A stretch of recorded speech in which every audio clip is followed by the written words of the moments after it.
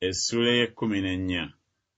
Mukama n'amugamba Musa ng'ayogera nti, bagamba abaana ba Isirayiri badde ennyuma basule mu maaso ga Pikakirosi wakati wa Migudooli n'ennyanja, mu maaso ga Baali-Zefoni, emitala w'eri mulisula ku mabbali g'ennyanja.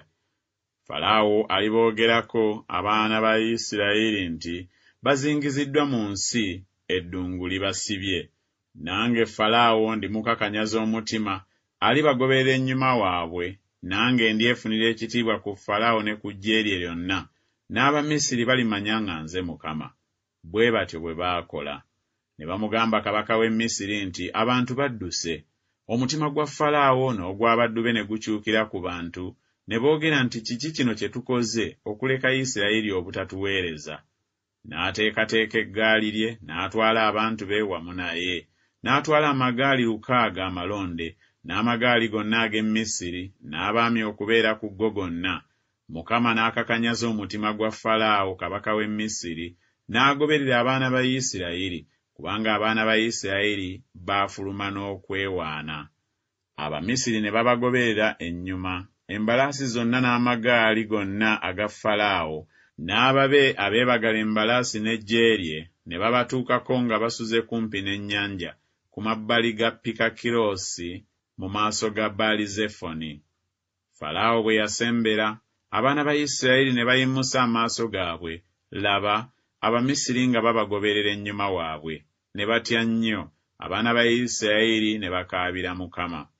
Ne bagamba Musa nti, kubanga tewaali ntaana mu Misiri kyovudde otuleeta tufiire mu ddungu?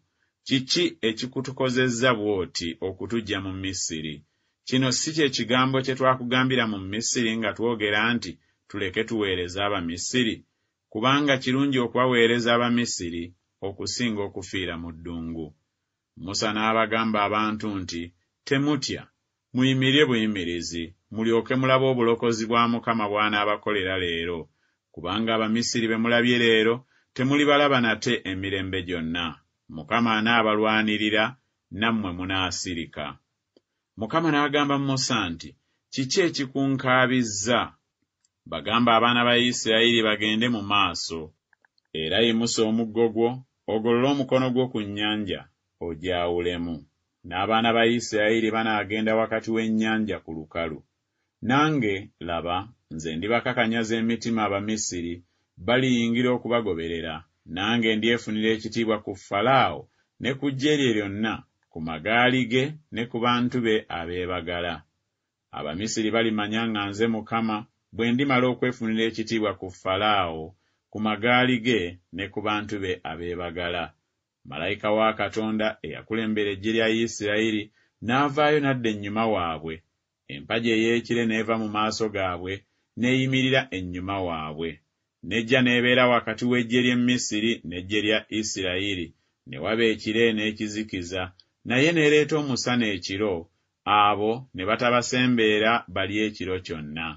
Musa n'agoola omukono gwe ku nnyanja. Mukama n'asindika ennyanja n'omuyaga ogw'amaanyi ogw'ebuvanjuba obudde okukya. Ennyanja n'agifuula olukalu, amazzi ne geeyawulamu.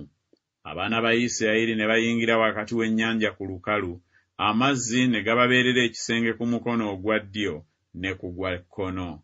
Abamisiri ne bagoberera, ne bayingira ennyuma waabwe wakati w'ennyanja, embalaasi zonna eza Falaawo, amagaali ge n'abantu be abeebagala. Awo olwatuuka mu kisisimuka ekyenkya, Mukama n'atunuulira eggye ery'Abamisiri mu mpagi ey'omuliro n'ekire, ne yeeraliikiriza eggye ery'Abamisiri. N'aggyako bannamuziga ab'amagaali gaabwe, ne bagagoba nga gazitowa. Abamisiri ne boogera nti, tudduke mu maaso ga Isirayiri, kubanga Mukama abalwanirira ku Bamisiri. Mukama n'agamba Musa nti, golola omukono gwo ku nnyanja, amazzi gadde ku Bamisiri, ku magaali gaabwe ne ku beebagazi baabwe.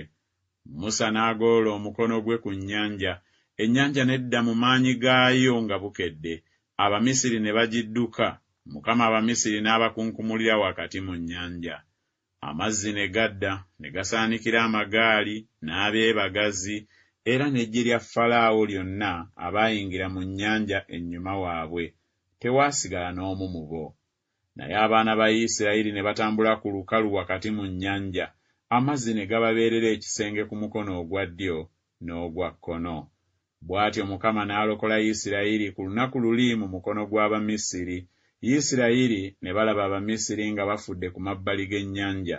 Isirayiri ne balaba omulimu omunene Mukama gwe yakola Abamisiri.